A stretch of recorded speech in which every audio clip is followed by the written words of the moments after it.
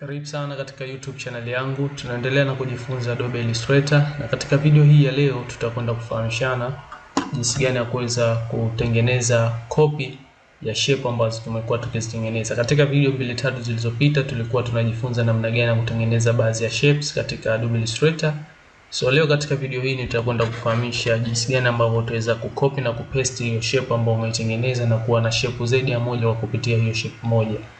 So moja kwa moja nitakuja katika tools zangu hapa, nitachagua shape tools ambayo ni hii rectangle tool kwa ajili ya kutengeneza shape ya rectangle, na nitakuja katika keyboard yangu. Tumeshafahamishana mambo yote haya, jinsi gani ya kutengeneza shapes kwa kutumia hizi tools zinazopatikana katika ile group la tools za kutengenezea shapes mbalimbali. So nita click hapa katika keyboard yangu bila kuachia, nitatengeneza shape yangu hapa simple tu ambayo inaonekana hivi, ina fill color red na ina stroke ya black. So kuweza kubadilisha rangi tayari tumeonyeshana katika video zilizopita tulipokuwa tunajifunza jinsi ya kutengeneza hizi shape mbalimbali kwa kutumia hizi tools zetu hapa ambazo zinapatikana katika ile group la kutengenezea shape.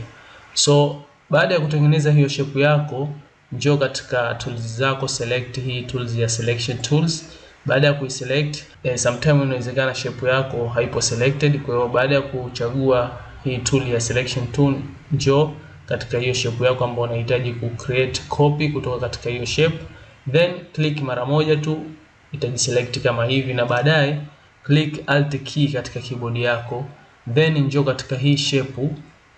Kwa hiyo mimi hapa nita click alt key katika keyboard yangu kama ni keyboard shortcut, then kama unavyoona mouse ama hii cursor yangu imebadilika hapa, ikimaanisha kuwa nina uwezo wa kuclick hapa katika hii shape na nika drag nikasogeza sehemu nyingine ya keyboard yangu, na hii shape yangu ambayo nimeselect na kuidrag na kusogeza sehemu nyingine ikawa imejitengeneza copy yake. So moja kwa moja nime click alt key katika keyboard yangu, nikiachia utaona cursor yangu inarudi katika hali ya kawaida.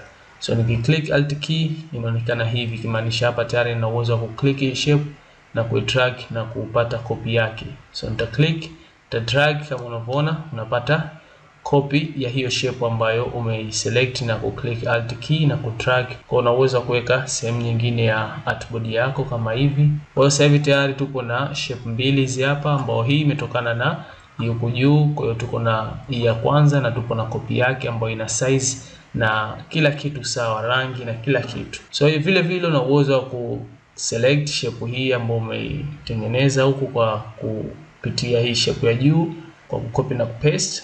Unaweza ku click na ku drag alt key, una click katika keyboard yako bila kuachia, alafu una drag hiyo shape ambayo umeiselect. Ukihitaji zikae sawa, una click to shift, basi zitapangika sawa kama hivi. Kwa ukishusha itashusha katika mstari ambao umenyooka, kama horizontal ama vertical kama hivi.